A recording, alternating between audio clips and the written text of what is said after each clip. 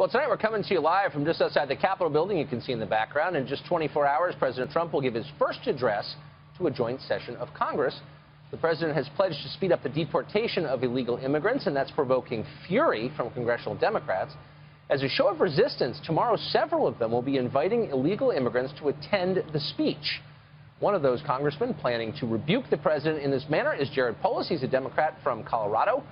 Congressman Polis joins us tonight. Congressman, thanks for coming on. Tucker, thanks for having me on. I like to think educate the president rather than rebuke him about this important topic. Well, it's a little weird that you as a lawmaker are flouting federal law by having someone who's breaking it in the chamber where laws are made. I mean, if Republicans showed up with people who violated federal gun laws or tax evaders, you would say, come on. I mean, that undermines the rule of law itself, doesn't it? Well, Oscar, like 750,000 people, has a deferred action, or DACA card, which is a program that President Obama put in place. So he can work legally today. He can fly. He can, was able to get here, obviously, and show his ID. What we're worried about is President Trump could cancel that program, which would actually create 750,000 more people here illegally, and they wouldn't be able to go to work legally the next day. People like Oscar and so many others like him. Well, but, I mean, look, it's illegal. The previous president decided somehow through magic that it's not illegal. But if you think these people ought to be here legally, why don't you change the law? You're a member of Congress. Isn't that how our laws are supposed to be made, by members of Congress? Well, I think, look, hopefully you and I agree that the optimal place to deal with it is Congress. We had a bipartisan immigration bill that reduced the deficit by $200 billion. It would have actually provided a pathway to citizenship for Oscar. That's something he doesn't have today. But the best we have now is permission for him to go to work through deferred action, which so far President Trump has kept. And I think it's important that he meet the faces of the aspiring Americans who work hard and pay taxes. Oscar's been working since he's 14 years old. He was in junior ROTC in high school. He wanted to join the Army. He was told by the recruiter he scored in the top few percent, and they had to turn him away because he didn't have a Social Security number. So if we want to make America great, we need to deploy the talents and skills of immigrants like Oscar. So that, you just answered my next question, which is, what is the point of all this? We're making, middle America's dying, the life expectancy, a lot of people, is dropping, and you're spending your time elevating people who are here by definition in violation of our laws. And you're saying you're doing it because it helps us. If that's true, why don't other countries do this? Why isn't China inviting illegal immigrants to come in and make it better? Why isn't Mexico doing that? No other country is doing this except us. If it's really a good thing, why aren't they doing it? Well, I'm a fan of finding out ways to do it legally, but the truth is, when you look at important industries in our economy, like agriculture, like the tourism industry, we need people here who are able to work those jobs. Oscar's been working full-time since he was 14 years old, works 2 jobs. He has 3 siblings that have all been working from a young age. We need the skills and talents of immigrants to make our country great. And I think we need to find a way to do it legally. You're a smart guy. I know that. We went to the same school, actually, so I know you're a smart guy. You don't really believe that our agriculture industry is the reason they're here. I mean, we have more Americans unemployed than at any time since the Great Depression. There's not a labor shortage in this country. We have just the opposite of a labor shortage. We have a surfeit of Americans who have no jobs. So that's why we're bringing in low-skilled labor, because no one else will do it? Is that really your argument? Look, Oscar's a small businessman today. He's created 6 jobs for Americans with his own small business. A disproportionate share of entrepreneurs and founders of companies, large and small, are immigrants. So if we want to grow jobs here, we ought to be able to attract the best and brightest from across the world to deploy their talents in our country and create jobs. Wait, but you're making... Wait, no, hold on, Congressman. You're making 2 arguments that are mutually exclusive. You're saying we need to bring in a lot of people with no skills and low education to pick our fruit. Our agriculture industry needs them. And then you're saying we need people to come in to start new businesses across the board. But the overwhelming majority of the people who come here, the overwhelming majority are low-skilled labor. And we don't, demonstrably, we don't need that. We've got millions and millions of unemployed Americans. Are you going to go to those fields and pick those crops? I mean, I hear from the dairy industry. I hear from farmers. Right now, you should know this, Tucker. Not at those wages. No American They hire people under the table. That's what they do today because there's not respect for our laws.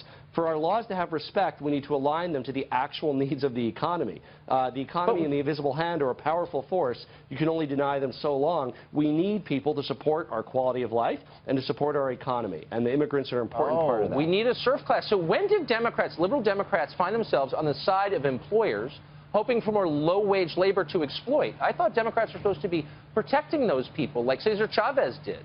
But you're saying they want to hire people at a lower wage, and we can't get in the way because the invisible hand demands it? Is that what you're Tucker, arguing? I'm on the side of consumers, and I hope you are too. I think Americans care a lot about what they, especially low and moderate income Americans, about the cost of milk and the cost of eggs and the cost of fruit at the grocery store, the cost of goods at Walmart. We could get into trade and how important it is that we oppose President Trump's tariff agenda that would be regressive and raise costs on items for working families. Okay. But consumers are important. Every American's a consumer, and to have those low prices, we need to make sure that we're able to have our jobs filled. Cheap goods are great, but let me just, last question for you. Are you arguing that your average low-skilled laborer, not your friend Oscar, who sounds like a great guy, but the average low-skilled laborer is a net plus to the American economy? In other words, produces more in taxes than he consumes in services? Are you going to say that with a straight face? I can say it would be devastating to the American economy if the 11 million people that are here today, some of whom are working in low-wage jobs, were somehow to be deported or to disappear. That would be devastating. It would cost us a couple points of GDP, and it would increase our deficit. It would certainly force employers to pay more to their employees. Congressman, thanks for joining us. Appreciate it. Thank you.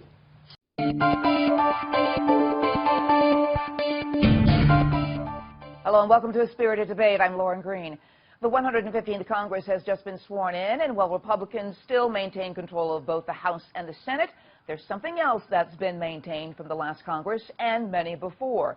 According to the annual Pew Forum's Faith on the Hill survey, despite an electorate that's becoming less religious, Congress is still quite faithful, with nearly the same percentage of members who identify as Christian today as there were in the 1960s. Joining us to break down the numbers is Gregory Smith, Associate Research Director of the Pew Center. Welcome, Greg. Thank you for having me. What does the survey actually show us? Can you kind of break it down for us? We've got a graphic down for our viewers as well. Well, as you mentioned, the key takeaway is that the big majority of members of Congress continue to identify themselves as Christians. In fact, 485 of the 535 members of the new Congress describe themselves as Christians, Protestants or Catholics or Mormons. There are 30 Jewish members of the new Congress, there are 3 Buddhists, there are 3 Hindus, there are 2 Muslim members of the new Congress, and just 1 member of the new Congress who describes themselves as religiously unaffiliated, as having no religious preference at all. And that's very interesting because that number in the general public is about, I don't know, 20% or 15%, isn't that right? Yeah, it's amazing. If you look back over time, the percentage of adults in the general population who say they have no religion, who identify themselves as atheist or agnostic or as just nothing in particular when it comes to religion, that group is growing very rapidly. In fact, today, as many as 23% of all adults in the United States say they have no religion. Compare that to Congress, where just 1 person, just 0.2% say the same. That's a really striking comparison. We're going to get some analysis just in a little bit, but what changes do you see are really significant over even from last year to this year or just over time? Well, if you look back over time, the share of people in Congress who say they are Christian is really quite steady. About 95% of members of Congress in the early 60s said they were Christian. Today, about the same share, 91%, describe themselves as Christians. But within that, there has been some change. Most notably, the share who describe themselves as Protestants has been declining, while the share of members of Congress who describe themselves as Catholics has been going up. In the early 60s, 3/4 of Congress were Protestant and just 1 in 5 were Catholic. Today, 56% of members of Congress are Protestant and 31% are Catholic. So that's a big change within the Christian composition of the Congress. All right, I want to thank you so much, Gregory, for joining us. Thank you for having me. And for more, we're going to be joined now by Dr. Alex McFarland, who's a Christian speaker and author of Stand Strong America, Courage, Freedom, and Hope for Tomorrow. Welcome, Alex. Well, thank you for having me, Lauren. Well, you listened to Greg talk about the numbers, but why do you think Christians dominate Congress so heavily? Well, Christianity is the dominant faith perspective of a majority of Americans, maybe as many as 130 million adult American Christians. But over the last 8 years, I think there's been a feeling among evangelicals and Christians of all strata to get more politically engaged, and many have wound up in Washington. You know, why, if on paper there's such religious harmony, a lot of Christians, there is such reality, the reality is a rancorous political divide in Congress. Why is that? Well, even though in the media I think Christianity is very underrepresented, as a person who travels pretty much incessantly, I can say Christianity still is the default faith of the American people. It was the worldview of our founding fathers, and for 241 years now it's been the dominant faith position, and I guess it's only natural that this would be reflected in the electorate. You know, and do you think now that more non-Christians will be elected? You've got Bernie Sanders, he was Jewish heritage but more secular, very close to getting the Democratic nomination. There's also a growing Muslim population. We've got Keith Ellison from Minnesota, one of 2 Muslims now in Congress. How do you see these changes happening? I mean, do you think this number is going to grow of non-Christians in Congress? Well, you know, of those that are, say, 30 and younger, as they grow and as they continue to become more culturally and politically engaged, you know, I think unless there is an education of many people about how Christianity has been part and parcel of our DNA from the very beginning, yeah, I think it probably will change. What I care about, though, as an American, as a minister, obviously, the souls of people, but as an American, I care about the Constitution.